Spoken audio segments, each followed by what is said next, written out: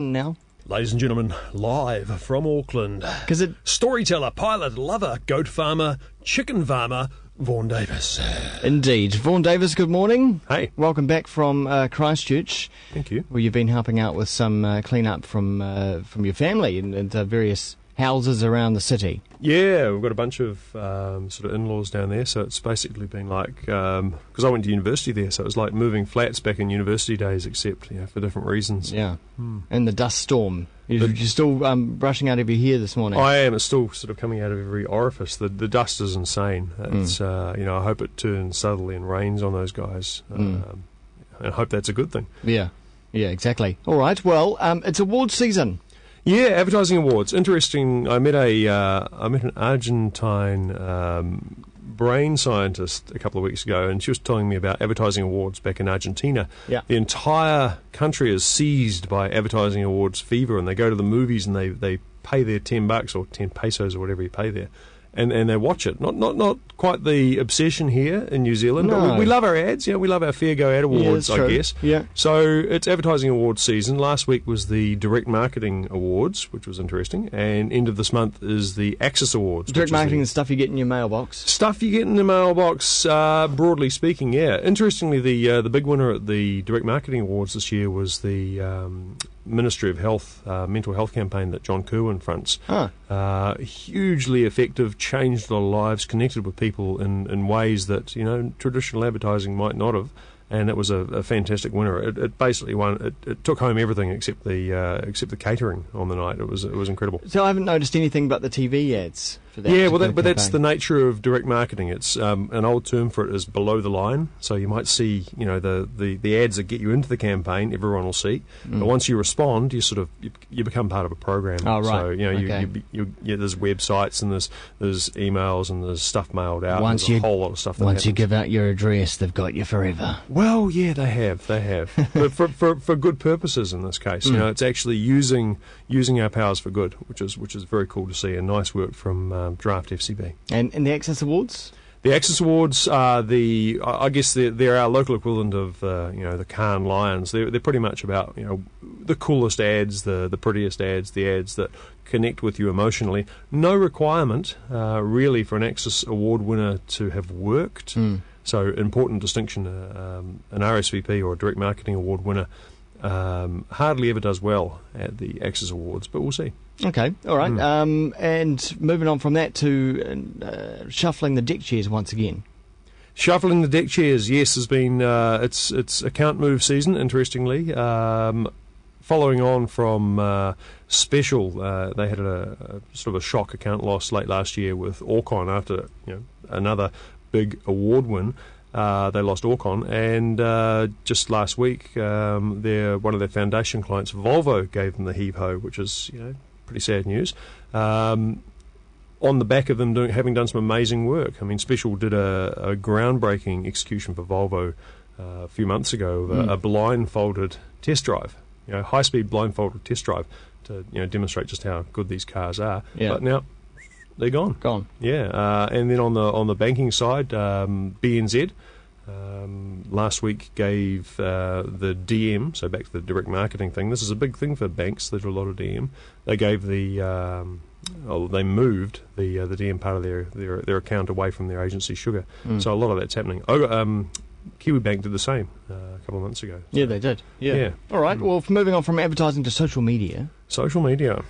What's been happening this week? Well, the interest. Well, I've been a little bit disconnected. I've been using social media to connect with the world from my little caravan down in Christchurch. And I will say, if you're listening out there, caravan is if you had to choose where to be in an aftershock, caravan's a pretty good place to be. Okay. It sort of rolls with the punches, which is pretty cool. Yeah. But it's been interesting.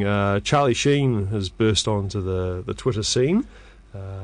He's just started tweeting the last sort of few hours. So the interesting part of the story was he had like 900,000 followers and no tweets, but he's just started tweeting, and his tweets are nuts. They just make no sense. They're all hashtagged Tiger Blood, whatever Tiger Blood is, and it's just pictures of him and his TV, and they're cryptic as all hell. Maybe it makes sense inside his head, I don't know. So worth having a look. I think apparently he crushed an earthworm with his mind, but imagine what he could do with his flame-throwing fists or something. He's the F-18. Imagine that. The other interesting thing on Twitter this week for me was watching the whole Ken Ring thing unfold, because again, not much electricity, not much TV down in Christchurch where we were, and so just seeing the response. Often when you're watching something on TV, you think, oh, is this guy a dick, or is it just me that thinks this? And one of the things that Twitter has done to transform the way people engage with media is instantly whether it's just you, because you can see right. all the back channel comments go on. Yeah. And I would say that the strength of those comments was one of the factors in pushing the apology the next night. Yeah, definitely. No, I'd imagine that's where a lot of the feedback was coming from. Yeah, but also there's that there is that thing about that mob mentality that can form on Facebook or on Twitter. This whole Lynch Mob sort of idea. Oh yeah, it can be a very hatey place. Yeah, and I think there's been a couple of examples of that this week. First of all, with the Christchurch looters. And the Christchurch Police have a lot to play in this, where they decided to have a couple of poster boys for the looting, and then from there Facebook groups start, death to looters, that kind of scenario. Then it turns out one of the looters is autistic and has a fascination with light fittings. And that's he just saw saw the big chance to get some light fittings. I think this crisis it doesn't necessarily bring out the best in people; it just amplifies who you are. So if you're a redneck talkback calling sort of person, it just amplifies that. And if you're a caring, sharing sort of person, it amplifies that. It's interesting. The other example is the Kia Kaha clothing label versus Mr. Vintage, or I think it's Mr. Vintage versus the Kia Kaha clothing label by the looks of it. I mean, poor old Mr. Vintage, they struck trouble, or they struck strife last earthquake, where they had a fairly public stoush with Anna Samways from the Herald over the very question of whether or not it's right to make a charity T-shirt. And this time they ran into intellectual property issues around the phrase Kia Kaha.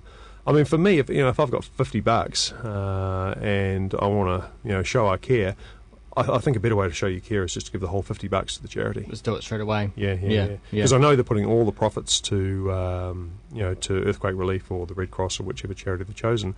But it's that all the profits is never going to total $50. But I guess the point for the social media side of things was Mr. Vintage know they have a certain amount of followers, and they immediately tried to employ them to gang up on Kia Kaha, which I thought was pretty unfair without the facts being laid out in the first place. Yeah, they're generally pretty astute. I mean, they did a lot of questioning of people, should we do this T-shirt, should we not, beforehand, but the whole IP over the phrase thing never came up. But I mean, for me, just having only been down there a few days, but this feels like a thing that goes beyond cake stalls and T-shirts. Yeah. I think if you've got $50 to spend, just give it to the Red Cross. Yeah. On to our favourite part of the segment, aeroplanes. Vaughn Aeroplanes, yeah. Well, this is very cool. This is a bit of good news, bit of Kiwi ingenuity. Someone tweeted this the other night. This is a kid in Auckland named Clinton Crady. Remember that name. He's going to be the mover and shaker in the New Zealand aviation industry. This boy, with a bit of help from his father, built a 42-kilogram MiG-25 fighter in their garage. It's huge. It's really big. I mean, if you could convince, if it was ethically right, you could put a newborn baby in this thing and fly it around, so it could become a manned fighter.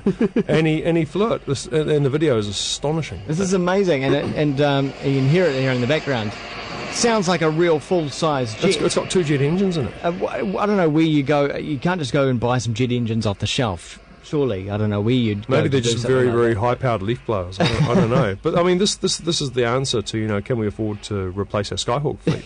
He just needs to build another 15 of these, make some miniature missiles, and we're in business. If I was invading New Zealand and I saw one of these coming, I wouldn't go, that's slightly smaller than a real MiG-25. I'd go, holy shit, it's a MiG-25. I'd turn around. Absolutely. It's very impressive and really, really cool story, and worth looking at the video. Yeah, go and check out the video. Just search for New Zealand boy MiG-25. 5, 18-year-old, something along those lines. Yeah, And yeah. you'll find it. I think there's a whole bunch of videos up there now.